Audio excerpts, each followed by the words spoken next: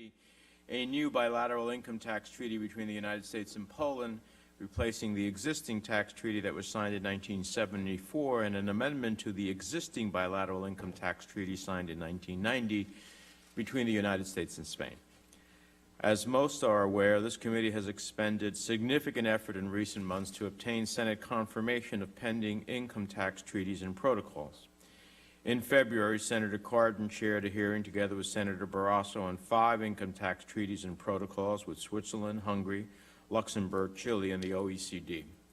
The committee approved the 5 treaties on April the 1st, and over the last month, Senators Cardin, Levitt, and I have on separate occasions requested unanimous consent for the Swiss and Chile treaties. Traditionally, tax treaties have enjoyed strong bipartisan support, and I'll continue to urge my colleagues in the Senate to ratify these crucial components of the United States trade and tax policy.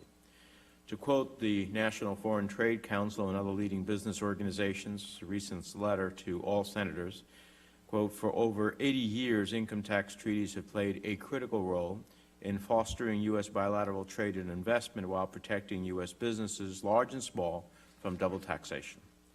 Tax treaties also enhance our efforts to prevent tax evasion and avoidance. Some members of the committee have raised concerns about this aspect of tax treaties, and I intend to use today's hearing to shed some light on the mechanisms used for exchange of information and for protecting the rights of law-abiding Americans living abroad. Today, we continue our consideration of tax treaties with the Spain Protocol and Poland Treaty, both signed in early 2013. We have important and accelerating trade relationships with both countries. The United States is among the largest source of foreign direct investment for each, and American businesses employ hundreds of thousands of people in both countries. But the real story in recent years has been increasing interest in investment from Spain and Poland into the United States. Spanish investment in particular increased in the last 10 years from $14 billion to over $50 billion, making Spain one of the fastest growing sources of foreign investment into this country.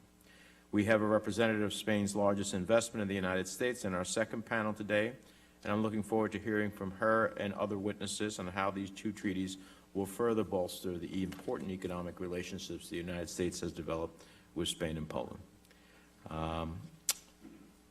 And at this time, seeing no other member, let me introduce our first panel. And our first panel today are Mr. Robert Stack, the Deputy Assistant Secretary for International Tax Affairs at the Department of the Treasury, and Mr. Thomas Barthold, the Chief of Staff of the Joint Committee on Taxation, who I normally get to see in my other role in the Senate Finance Committee. We're glad to have you over here today.